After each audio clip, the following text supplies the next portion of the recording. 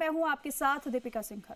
राजस्थान विधानसभा का सत्र 1 सितंबर से शुरू होगा। मानसून सत्र के हंगामेदार रहने की संभावना है, जिसको लेकर पक्ष और विपक्ष सत्र की तैयारियों में जुटे हैं। ये रिपोर्ट देखिए।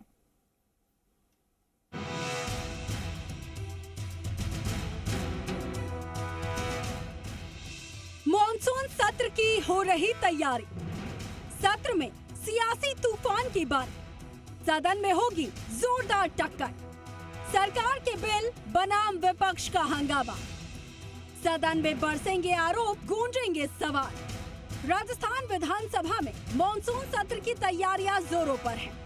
सीएम भजनलाल शर्मा की इस सिलसिले में स्पीकर वासुदेव देवनानी से मुलाकात हुई है और दोनों में विधानसभा सत्र को चलाने पर लंबी चर्चा मानी जा रही है।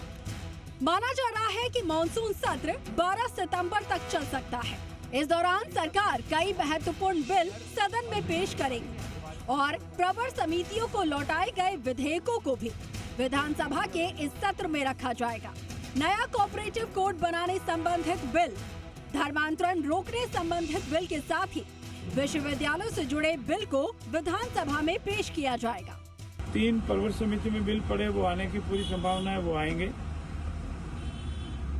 धर्म पर परिवर्तन संबंधित विधेयक भी आने की संभावना है। हमारा सहकारिता से संबंधित एक नया बिल, सहकारिता कोड करके हम नया बिल लाने की पूरी तैयारी कर रहे हैं। पिछले सत्रों के दौरान प्रवर समितियों को लौटाए गए विधेयकों को भी सरकार इस सत्र में पेश करेगी। इसमें भूजल संरक्षण से जुड़ा बिल भी शामिल है और इस बिल को लेकर पिछले सत्र में सत्ता पक्ष के ही विधायकों ने इस विधेयक से जुड़े हुए प्रावधानों पर गंभीर आपत्तियां जाहिर की थी, जिसके बाद इसे प्रवर समिति को भेज दिया गया था। लेकिन पिछले 6 महीने की घटनाओं पर समूचा विपक्ष सरकार को घेरने के लिए भी तैयार है। खासतौर से स्कूल की छत गिरने से हुई बच्चों की मौत का मामला विधानसभा के सत्र में गरमा सकता है। इसके साथ ही जल प्लावन और बाढ़ से प्रभावित हुई फसलों के मुआवजे की मांग भी विपक्ष जोर शोर से उठा सकता है। खस्ताहाल सड़कें, बजरी और खनन माफियाओं के आतंक के साथ लॉ एंड ऑर्डर की स्थिति पर भी विपक्ष सरकार पर हमलावर दिखेगा। इतना ही नहीं बल्कि पंचायती राज और स्थानीय निकाय के समय पर चुनाव नहीं करवाने का मुद्दा भी सत्र के दौरान छाए रहने की पूरी संभावना है। हाईकोर्ट की टिप्पणी और उसके बाद निर्वाचन विभाग के चुनाव को लेकर चल रही तैयारियों ने विपक्ष को इस मुद्दे पर संजीवनी दे दी है। लेकिन सत्ता पक्ष के पास भी विपक्ष पर हावी रहने के लिए मुद्दों की कमी नहीं है कि वो राजस्थान की आवाम के विकास से संबंधित, उनके हित के मुद्दों से संबंधित बात करेंगे। अनावश्यक हो हल्ला, अनावश्यक मुद्दों से भटककर कोई बात कहना, विधानसभा को नहीं चलने देना, ये राजस्थान की परंपराएं नहीं है और मुझे पूर्ण विश्वास है कि ऐसा कोई आचरण राजस्थान की विधानसभा में नहीं होगा। देखिए, विपक्ष का तो हमेशा ही प्रयास रहना चाहिए कि वो सरकार को घेरने का प्रयत्न करे, लेकिन कांग्रेस को तो कभी घेरते हुए देखा नहीं गया। उनकी अपनी इतनी ज़्यादा समस्याएं हैं कि वो घेरने के बजाय खुद ही घिर जाती है।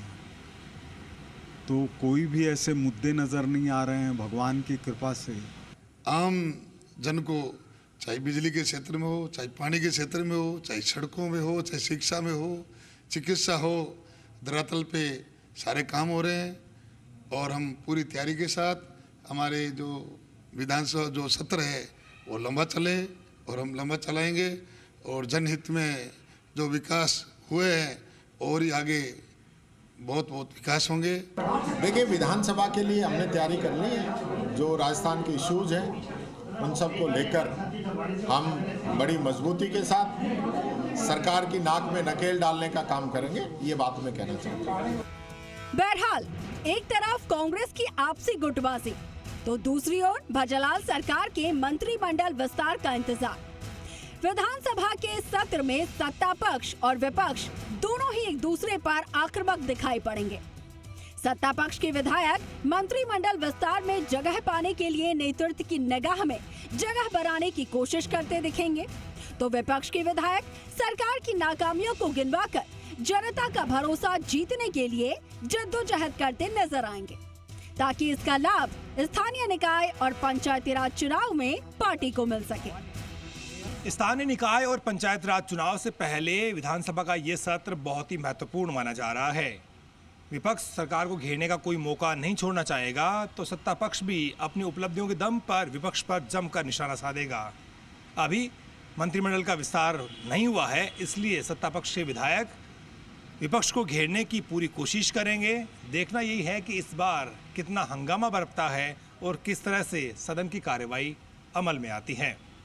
कैमरा पर्सन पवन के साथ बाबूलाल धायल, जी मीडिया।